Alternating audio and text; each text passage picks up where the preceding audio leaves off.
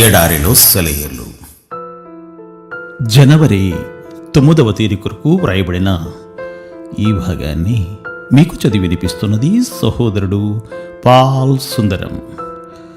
మన ఎడల ప్రత్యక్షము కాబోవు మహిమ ఎదుట ఇప్పటి కాలపు శ్రమలు ఎన్నతగినవి కావని ఎంచుచున్నాను. రోమియోలకు వ్రాసిన లేఖ 8వ అధ్యాయము 18వ వచనము. ఒక సీతాకోక చిలుకకి చెందిన ఒక ప్యూపాను దాదాపు సంవత్సరం పాటు దాచిపెట్టాను. అది చూడ్డానికి చాలా విచిత్రంగా ఉంది. అది కూజ ఆకారంలో ఉంది. దాని మెడ దగ్గర చిన్న రంధ్రం ఉంది. లోపల తయారవుతున్న కీటకం దానిలో గుండా చీల్చుకొని బయటకి ఎప్పుడూ వెళ్ళిపోయింది. ఖాళీ ప్యూపాకి కీటకం ఇంకా లోపలే ఉన్న ప్యూపాకి ఆకారంలో ఏమీ తేడా లేదు. ఆ రంధ్రం చుట్టూతా ఉన్న సిల్క్ దారాలు ఏమీ తెగిపోయినట్టు కానీ చెదిరినట్టు కానీ లేవు. కీటకం సైజుకి ఆ రంధ్రానికి ఉన్న తేడాని బట్టి చూస్తే కీటకం అసలు బయటికిలా వచ్చిందా అన్న ఆశ్చర్యం వేస్తుంది. లోపలి కీటకం పడే పాట్లు వర్ణించనలవి కాదు. జీవశాస్త్రజ్ఞులు కనుక్కున్నదేమిటంటే అంత చిన్న రంధ్రంలో నుండి దూరి బయటకు వస్తున్నప్పుడు ఆ ఒత్తిడికి ఆ కీటకం శరీరంలోని జీవద్రవాలు దాని రెక్కల్లోని నాళాల్లోకి వెళ్తాయట. ఎందుకంటే ఆ జాతికి చెందిన కీటకాల్లో అప్పటిదాకా రెక్కలు సరిగ్గా తయారు కావట. ఆ ద్రవాలు రెక్కల్లోకి ప్రవహించేదాకా ఆ రెక్కలు ఎగరడానికి పనికిరావట. నా దగ్గర ఉంచుకున్న ఆ ప్యూపాలో నుండి కీటకం చెరలో నుండి బయటపడ్డట్టు బయటికి రావడాన్ని నేను చూశాను. ఒక మధ్యాహ్నమంతా అప్పుడప్పుడు అటు ఒక కన్ను ఇస్తూ దాన్ని గమనించాను. అది ఓపికగా పాటుపడుతూ పెనుగులాడుతూ బయటపడడానికి ప్రయత్నిస్తూ ఉంది. ఎంత కష్టపడినా అంగుళమైన బయటికి పడినట్టు అనిపించేది కాదు. చివరికి నాకు విసిగెత్తింది.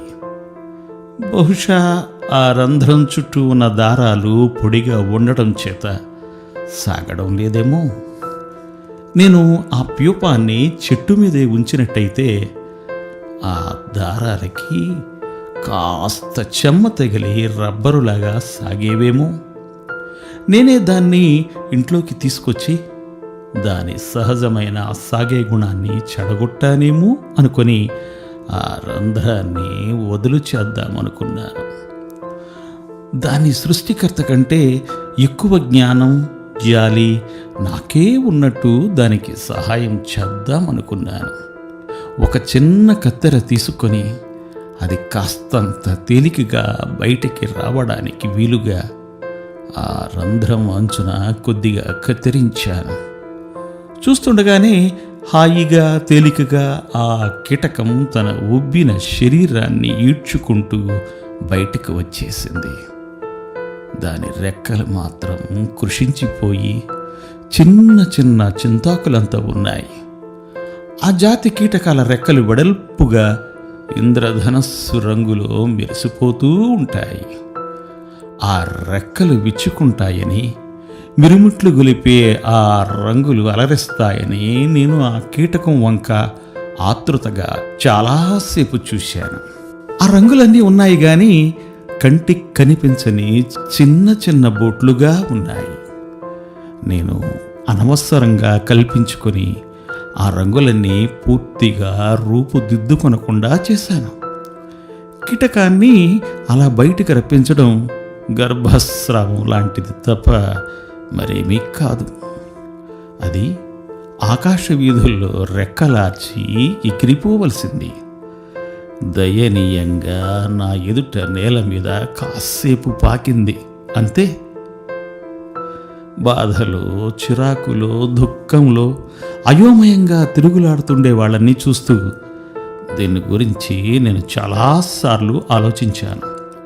క్రమశిక్షణను కత్తెరతో కత్తిరించేసి పూర్తి బలం తెచ్చుకునే అవకాశాన్ని జార విడుచుకుంటారు దూరదృష్టి లేని మనుషులు.